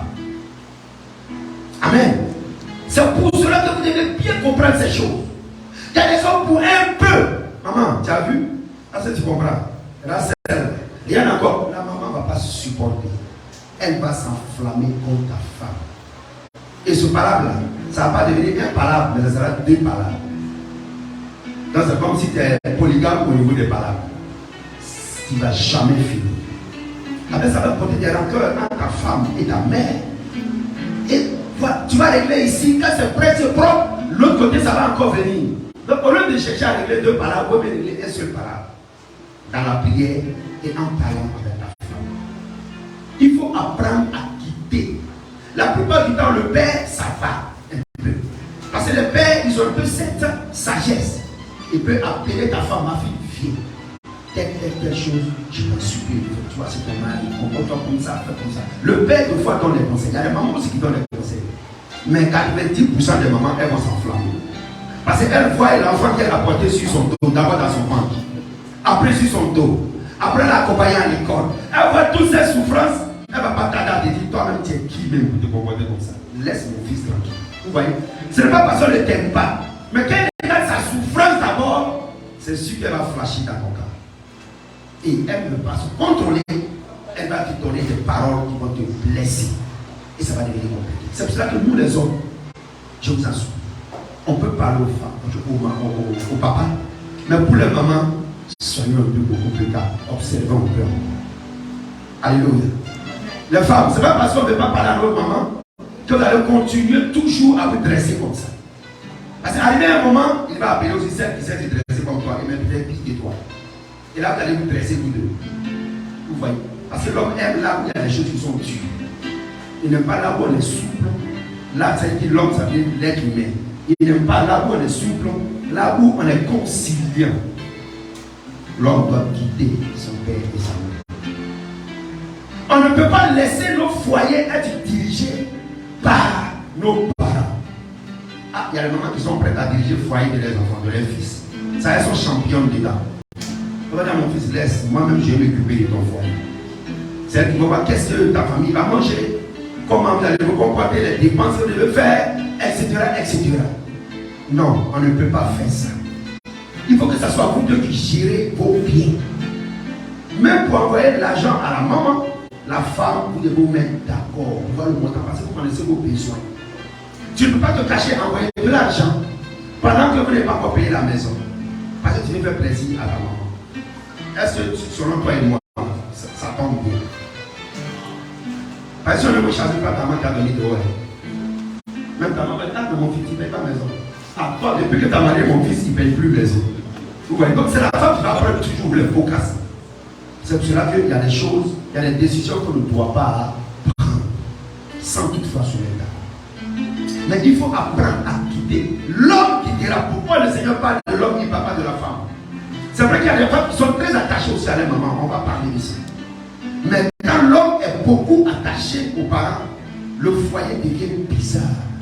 Ça devient compliqué parce que là-bas, il y a une femme aussi qui sait ce que signifie un foyer. Est-ce que quelqu'un comprend ça? Il faut que les hommes vous appreniez à quitter véritablement. Surtout nous qui avons grandi avec nos mamans. C'est à nous que cette parole-là parle. Il y en a qui ont grandi, mais les papas, non, peut-être qu'ils ne sont pas trop dans ça. Mais nous qui avons grandi avec nos mamans, toutes les choses, on veut communiquer seulement à la maman. Et là, ça devient il faut apprendre. Et quand on quitte aussi son père et sa mère, on doit quitter tout ce qu'on avait comme copine, fiancée, camarade, second bureau et tout ça, là, ça fait partie des parents.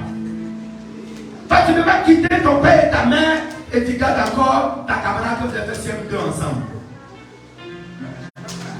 Qui devient comme une femme pour toi. Non, comme non. Si tu quittes véritablement. Ah, c'est les hommes que vous comprenez. Tu ne peux pas quitter ton père et ta mère, mais pendant ce temps, tu ne quittes pas la voisine de ton quartier. Et vous continuez toujours à vous communiquer comme si vous êtes marié. Bien aimé, quand tu as pris une femme, il n'y a pas deux bonheurs. La Bible dit à trouver le bonheur. Donc si tu as deux bonheurs, c'est que toi-même tu as un problème. Donc cherche toi-même aussi à être un bonheur. Amen. C'est pas que bon, c'est la femme, c'est l'enfant de ma. C'est l'enfant, c'est la mère de mes enfants, ou de mon enfant. La mère de ton enfant, tu ne peux pas parler avec elle comme tu parles à ta femme. C'est vrai. Non, c'est l'enfant qui vous lie. Ce n'est pas le mariage qui vous lie, vous n'êtes pas marié. Donc on doit parler à la mère de ton enfant. Habituellement, moi je donne ce conseil là. Parle peu avec la mère de ton enfant. Laisse ta femme ou ta fiancée parler avec la mère de ton enfant ou de tes enfants. Mais si elle ne s'attend pas, c'est que tu as deux femmes. Oui, parce que si tu n'es qu'une mère des enfants et que tu ne t'attends pas avec celle qui est titulaire, c'est que le monsieur a deux femmes. Parce que tu vas parler en tant que maman des enfants d'un monsieur que tu as connu il y a longtemps.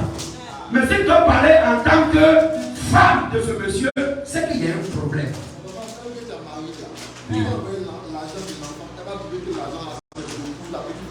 On va s'entendre. Ok. Alors. Ok. Ce n'est pas grave. Même qu'on peut avoir 100 000 à un enfant de 6 mois. Mais le problème, c'est que vous deux, quand vous deux vous gérez vos finances, mettez-vous d'abord pour voir ces 40 000, ça sert à quoi exactement. Mais c'est ça.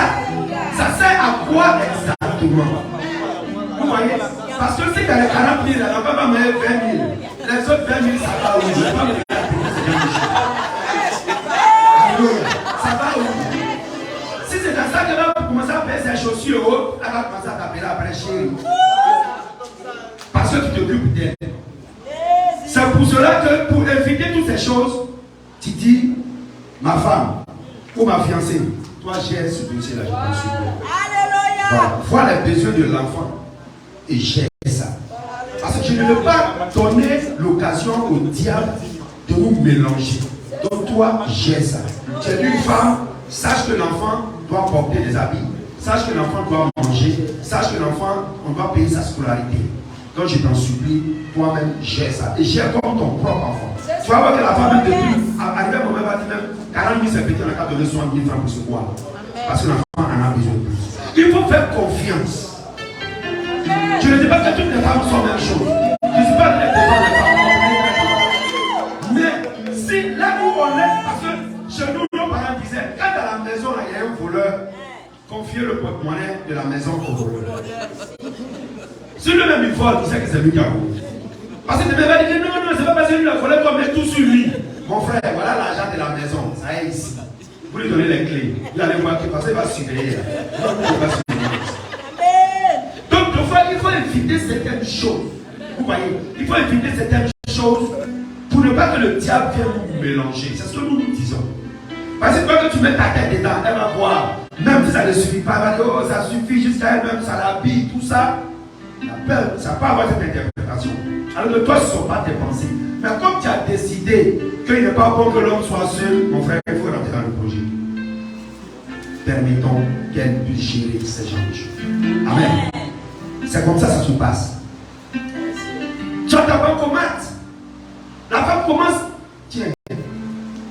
Quand il n'y a plus rien, elle sait qu'il n'y a plus rien. Et là, vous allez vous regarder de tout. La prochaine fois, elle ne va plus t'en vouloir.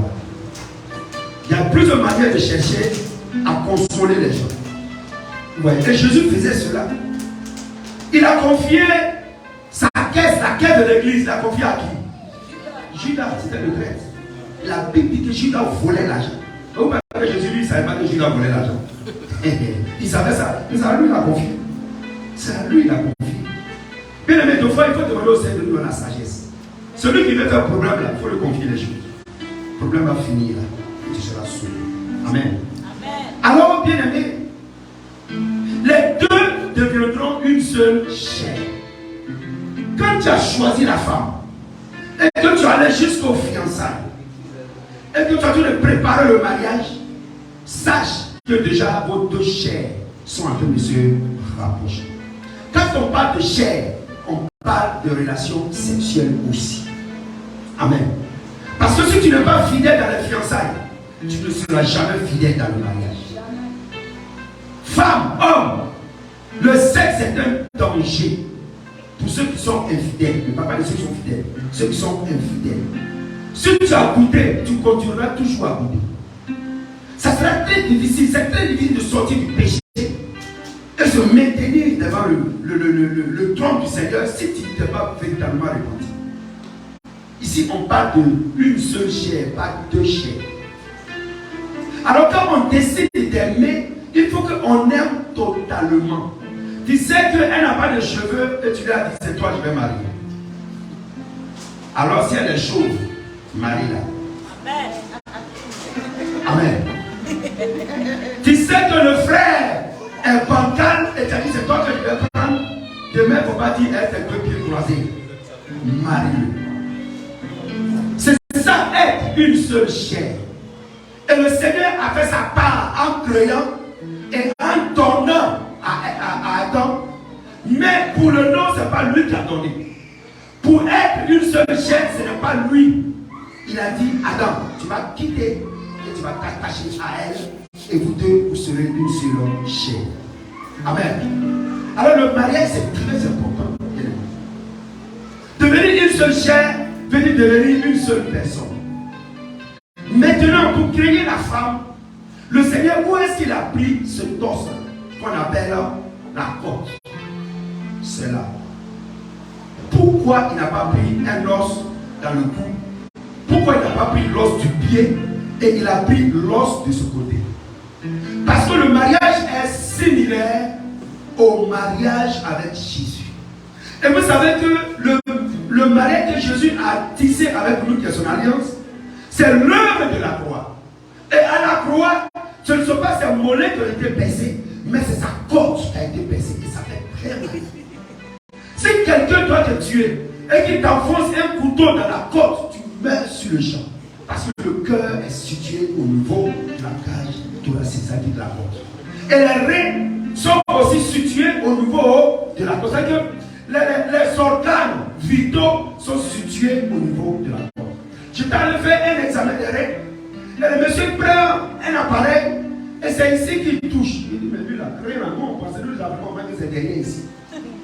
Et lui, il touche ici, et il touche là, et il touche là. Et après, je lui demande. Il dit, mais pourquoi tu me touches ici, tu ne touches pas derrière? Il dit, non, derrière, il n'y a pas de reins. Les reins sont sur ce côté. Bien aimé, la côte, c'est la vie de quelqu'un. La côte, c'est là où se trouvent les émotions, les sentiments. C'est pour cela que quand une femme est blessée, pour la récupérer, c'est très difficile. C'est pour cela que quand un homme est blessé, pour le récupérer, c'est très difficile. C'est le mot de la côte. Dieu a pris la partie sensible de l'être humain pour joindre ensemble. C'est pour cela qu'à cause du mariage, il y a des gens qui tuent la femme, il y a des femmes qui tuent les hommes. C'est le pacte de la musulmane. Les gens comprennent un autre os quelque part d'autre. Et ils pensent que c'est ça que le mariage. Mais le mariage, c'est une affaire de côte. Bien aimé, fais attention. Ne détruis pas la côte à qui tu as promis vie. C'est important. C'est pour cela qu'il y a des femmes qui ont décidé de ne plus jamais se marier. Parce que le départ a été forcé. Elles ont été blessées et elles ont dit, je vais rester seule. Et d'autres sont devenues lesbiennes. C'est pour cela que d'autres hommes aussi ont décidé de ne plus jamais se marier et courent de femme en femme parce qu'ils ont été blessés. Et on n'arrive pas à les mépriser. À part la délivrance qui vient de Jésus. On ne s'amuse pas avec le mariage. On ne s'amuse pas. Vous serez deux qui deviendront une seule chair. Bien-aimé, tu veux te marier, tu es déjà marié, sache que celle avec qui tu te trouves, c'est ta cause. Alors quand elle a mal, et que toi tu n'as pas mal, c'est que vraiment, c'est pas ta cause. Parce qu'il y en a qui n'ont pas marié leur cause. Ils ont marié leur mollet. Et ils s'en foutent. Peut-être qu'il y a des soeurs qui n'ont pas marié leur côte. Ce n'est pas une côte de quelqu'un qui a été pris pour mettre, pour le forger. Mais c'est un cheveu qui leur a été confié. Et elles ne savent pas traiter ces hommes avec lesquels elles se trouvent. Ça, ce n'est pas la côte. La côte, vous deux, vous avez les ressentis. Ce n'est pas que c'est toi seul qui dois sentir la frustration. Mais sache que ce que tu ressens, lui aussi, il peut ressentir cela. Parce qu'il y a beaucoup de sœurs qui pensent que les hommes ne sont pas sensibles, qu'on peut les traiter traiter comme on veut, on peut leur parler comme on veut, de toute façon, c'est un homme, on s'en fout.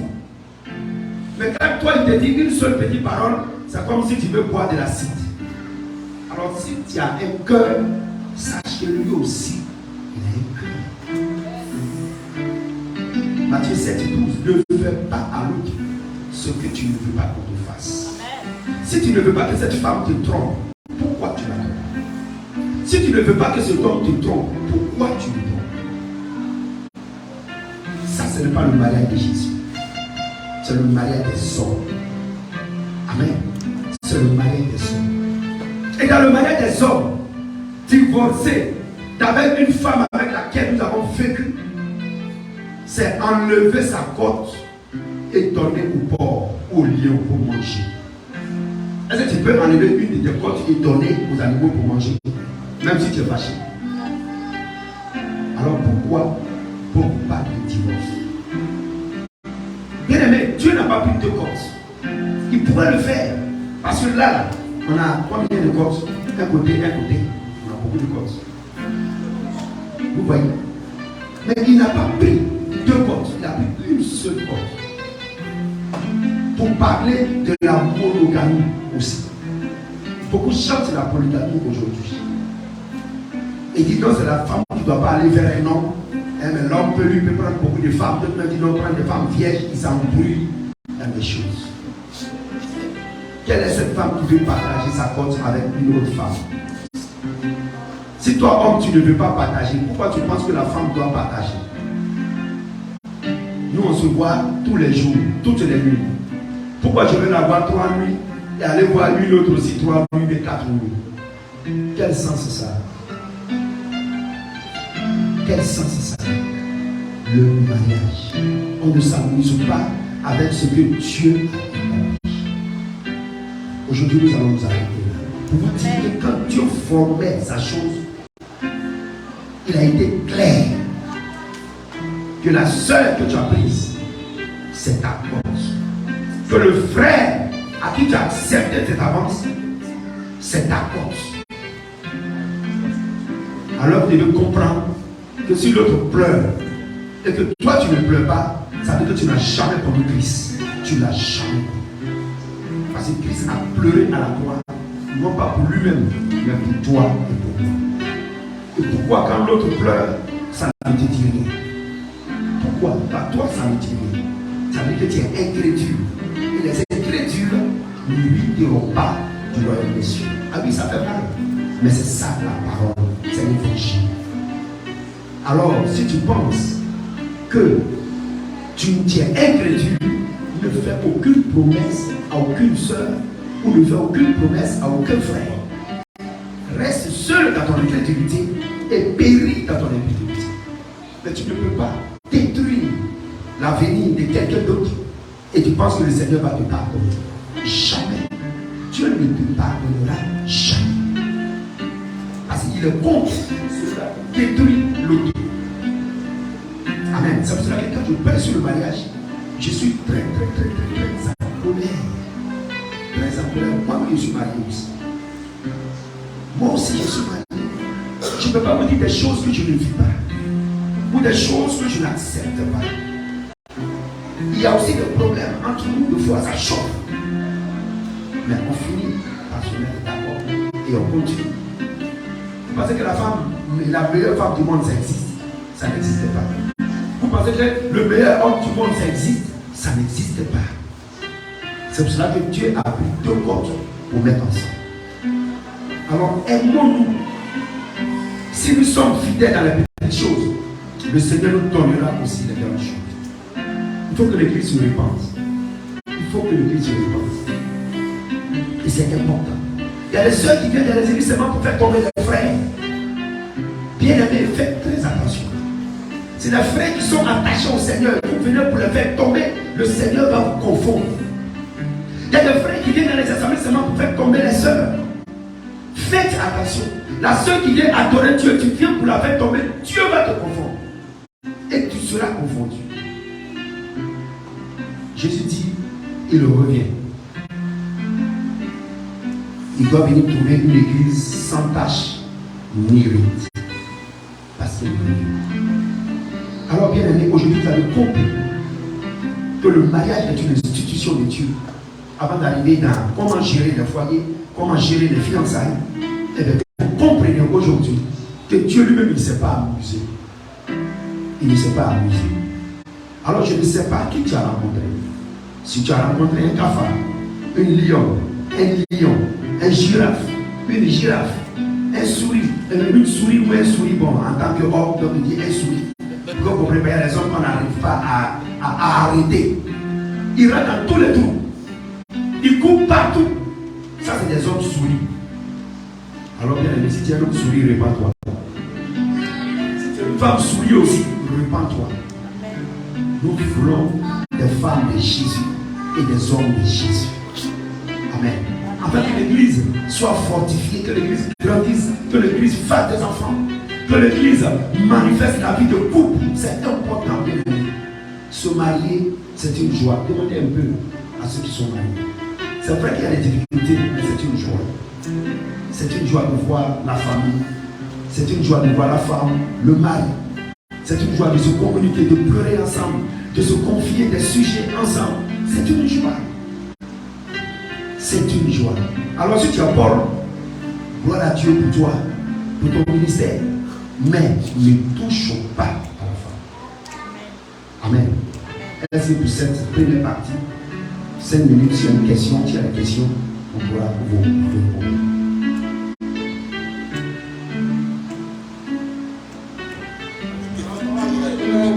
Oui.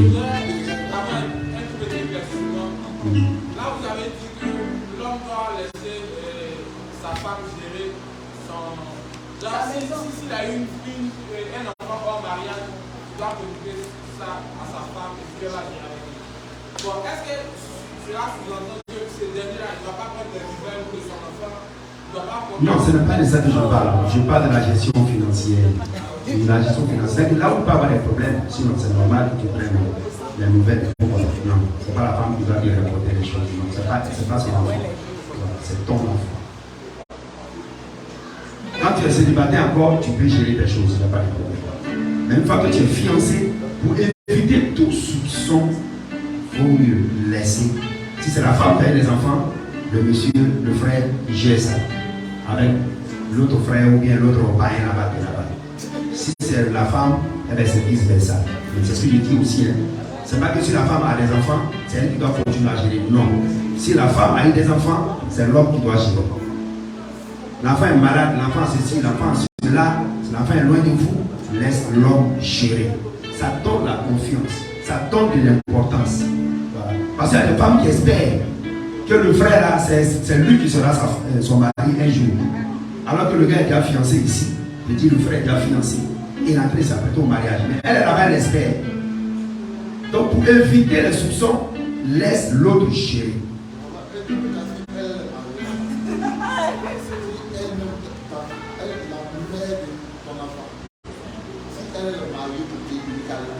Oui.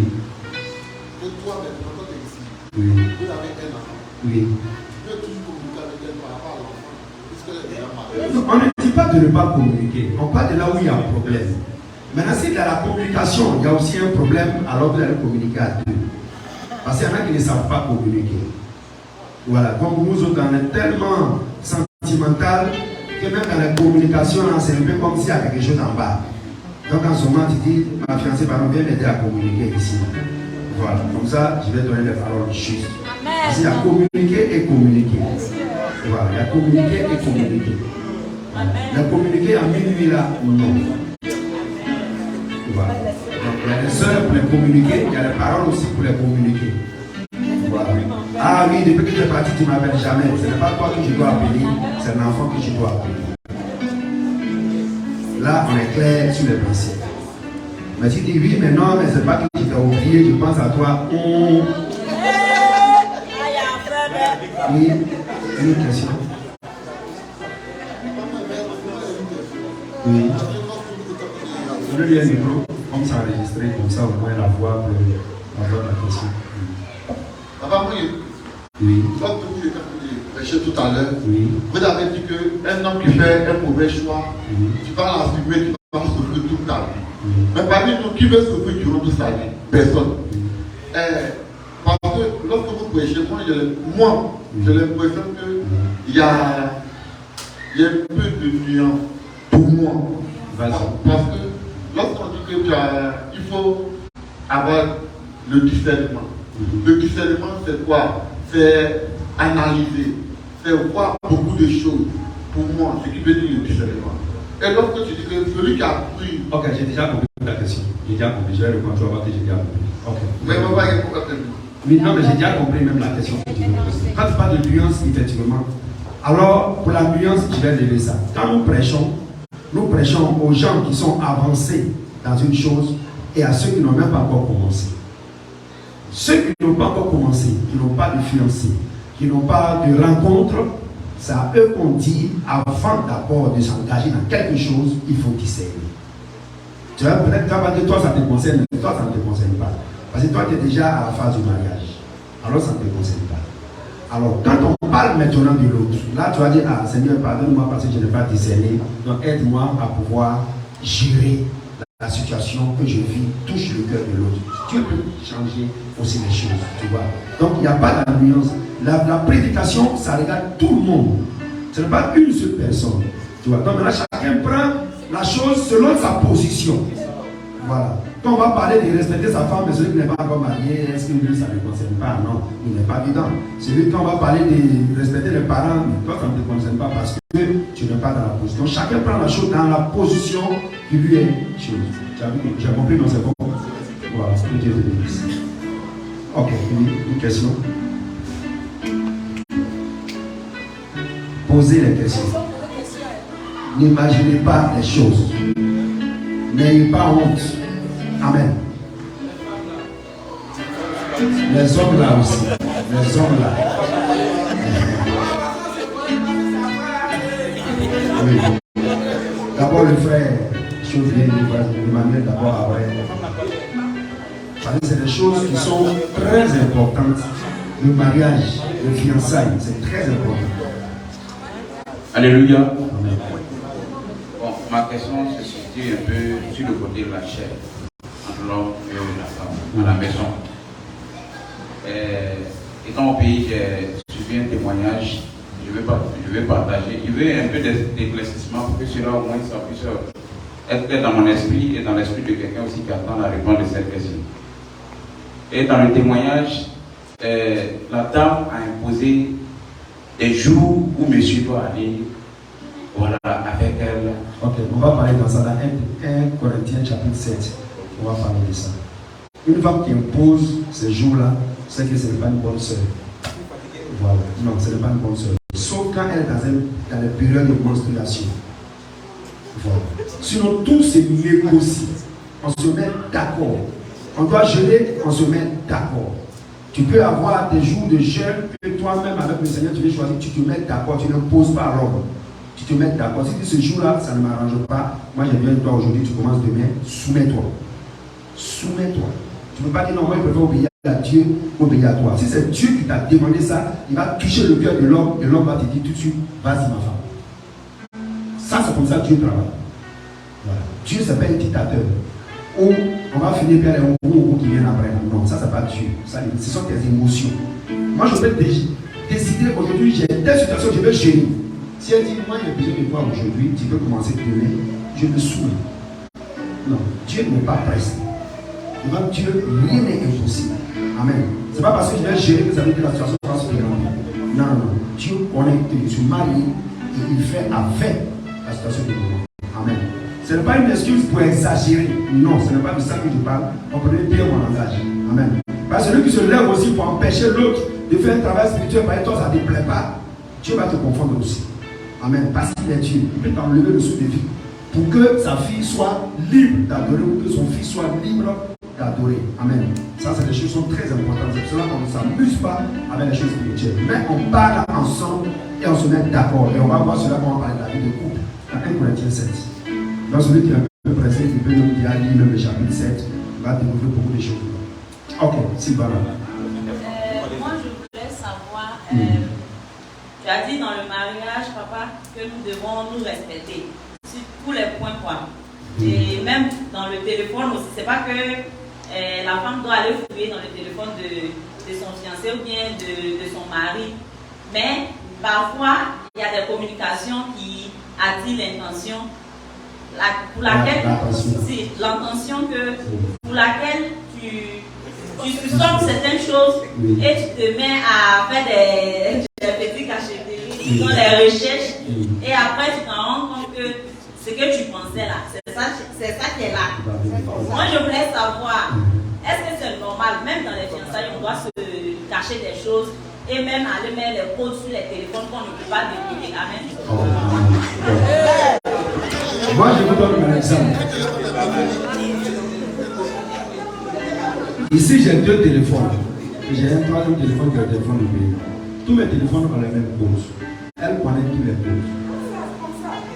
Mes téléphones sont là. Quand je communique. Des fois, il va prendre, elle rentre, elle regarde, etc. C'est son devoir. Il n'y a pas de souci. Pourquoi? Parce que je n'ai rien à me reprocher. Une soeur blanche peut m'envoyer des messages bizarres. Pourquoi je vais cacher celui-là? Elle va voir ça, va dire, il faut dire que ce genre de message là, on ne doit plus envoyer ça. Je vais dire à la personne, non, ne m'envoie plus ce genre de message. Elle m'aide. Comme moi aussi je l'aide. Si je commence à cacher, ça veut dire que je suis suspect. Ne nous cachons rien. Quelqu'un peut t'envoyer un message, une femme peut t'envoyer un message, je t'aime chérie. Mais est-ce que c'est toi qui lui as donné l'autorisation? Si ta fiancée voit ou ta femme voit, elle va te le dire non. Tu envoies un message pour dire non, ne me dis plus, je t'aime chérie. Si tu ne le fais pas, c'est que tu es suspect. Amen.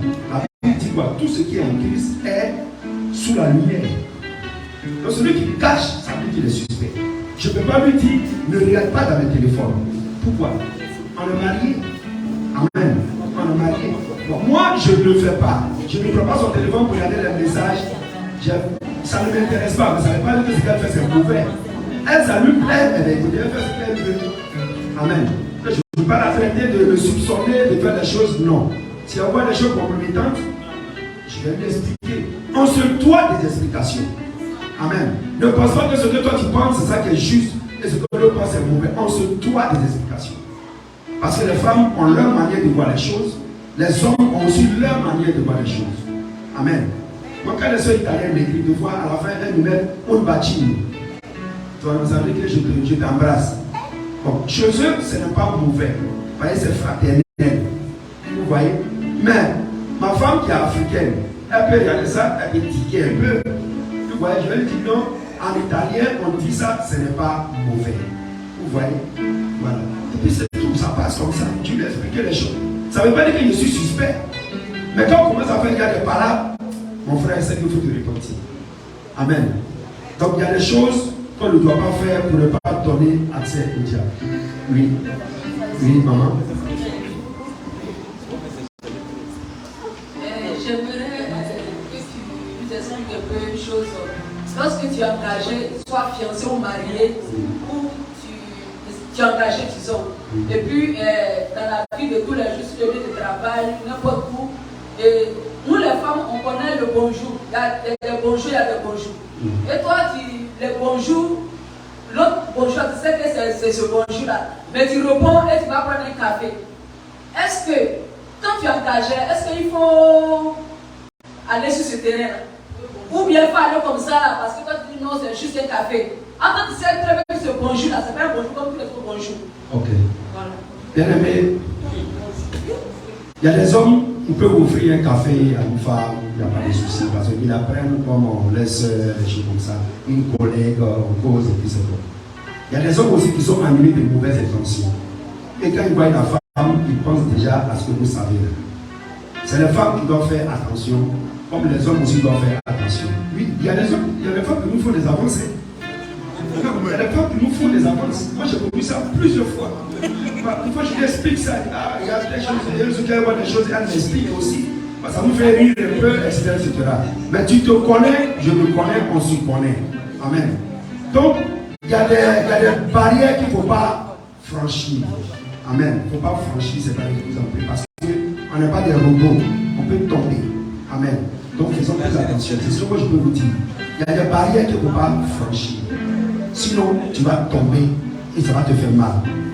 Il y a des gens qui ont des pouvoirs, ils ont des médicaments pour faire tomber les femmes. Je vous le dis sincèrement. Il y a des blancs comme ça, il y a des noirs aussi comme ça.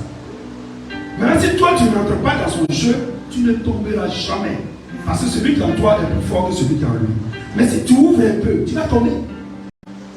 David est tombé. Il a reçu l'onction royale. Il est tombé. Pourquoi? Parce qu'il allait regarder les femmes nager. Parce qu'il n'avait rien à faire d'autre que prier. Il allait mettre ses yeux quelque part et il est tombé. Vous voyez? Donc il y a des barrières qu'il ne faut pas. Sinon, on va dire que non, c'est le diable qui m'a dit, tu n'as pas tendu. Toi-même, tu es ton propre diable. Amen. Il faut très attention. Okay. Donc, n'entre pas dans certaines choses qui ne sont pas bien. La personne ne peut pas dire, je suis fiancé, je suis marié. Là, je te le dis en même temps. Et si tu ne fais pas attention, j'appelle mon mari, j'appelle mon fiancé. Vous voyez, si elle est femme de caractère comme ça, ces choses, on ne peut pas les connaître. Si elle est des hommes de caractère, la femme te tourne les yeux et dit, je connais ça, mais je suis fiancé. Je suis marié. Alors, ma soeur, je t'en supplie, baisse le ton. Sinon, j'appelle ma femme, j'appelle mon fils, vous voyez. Et vous allez voir que ces gens de personnes vont tomber. Okay. Ces gens de personnes vont tomber tout de suite et ils ne peuvent pas vous faire ce genre de choses. Donc faites beaucoup attention, ne levez pas la barre pour ne pas tomber dans le péché. Amen. Ok. Est-ce qu'il y a une autre question? Ok. Je pense que pour la première partie d'aujourd'hui, on a compris. Amen. Ok. Le dimanche prochain, on va parler de la vie de couple. Comment on vit la vie de couple. Mais ça intéresse aussi les fiancés. Amen. Ok. Lesquels il faut répondre. Je viens de dire que je suis à l'église. Je réponds à la vie. Ok. Alors, bien aimé, il faut comprendre ce genre de choses. C'est très important. Dimanche prochain, on va parler de la vie en couple. La vie de fiançailles aussi. Ce qu'il ne faut pas faire quand on est fiancé. Sinon, on peut tomber dans l'impudicité aussi facilement. Il y a des barrières là, il ne faut pas surmonter ça. Même si c'est le lendemain que tu vas te marier à la mairie, reste encore toujours chaste. Le Ténèbre te sera reconnaissant. Il ne faut pas que déjà tout le fait, c'est bon. Vous pouvez tomber même avant même d'aller devant le Père. Vous voyez? Alors que notre rôle en tant qu'enfant de Dieu, c'est de rester fidèle au Seigneur. Amen. Ok. Alors on va prier. De là où tu es fiancé, tu es marié, tu n'es pas encore fiancé. On va prier pour toi. Que le Saint-Esprit t'aide, qu'il te permette de rencontrer l'homme selon le plan de Dieu. Que là où tu es marié, avec ton mari, avec ta femme, que le Saint-Esprit vous aide à vous entendre, à marcher dans la crainte de son nom et à marcher selon sa volonté en toutes choses au nom de Jésus.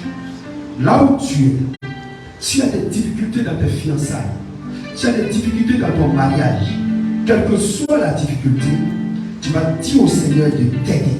Tu vas dire au Seigneur de se manifester. Tu vas dire au Seigneur de lever sa main sur toi, afin que tout problème, toute oppression tombe au nom puissant de Jésus. Et lève la voix et prie dans le nom de Jésus. Prie maintenant dans le nom de Jésus.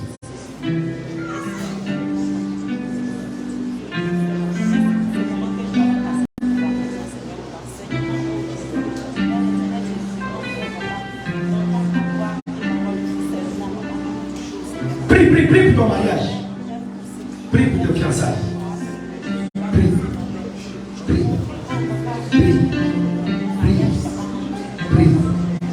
Et tu vas voir que le Seigneur ne se répand pas. Il a dit, celui qui se confie en lui ne sera pas confus. Tu ne seras pas confondu. C'est un temps de bataille. C'est un temps de lutte. Mais continue à prier. Prie pour ton mariage. Prie pour ta maison. Prie pour toutes choses. Bien-aimés, nous sommes des vainqueurs. Nous avons vaincu Satan. Nous avons vaincu les démons par la compassion de Christ.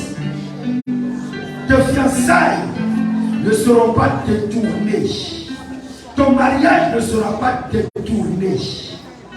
Ta rencontre avec l'homme de ta vie ne sera pas détournée au nom de Jésus. Mais demande au Seigneur de te faire grâce en toutes choses.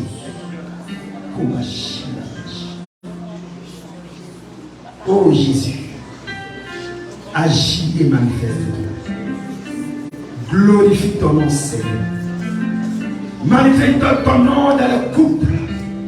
Magnifie ton nom, Seigneur, dans le fiançailles. Magnifie ton nom dans les rencontres, Seigneur. Opère, opère, opère, opère, opère en toutes choses. Opère en toutes choses au nom de Jésus. Opère en toutes choses au nom de Jésus, je t'en supplie. Seigneur, fortifie les fiançailles.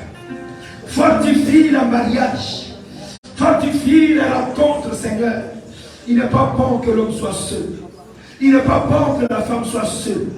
Oh Père, taille une image, Seigneur. Taille une femme. Taille un homme, Seigneur. Nous t'en supplions, Seigneur. Les fiançailles qui ont reculé. Ce matin, je détruis tout reculant au nom puissant de Jésus. Le mariage, Seigneur, tortueux. Je détruis tout chemin tortueux au nom puissant de Jésus.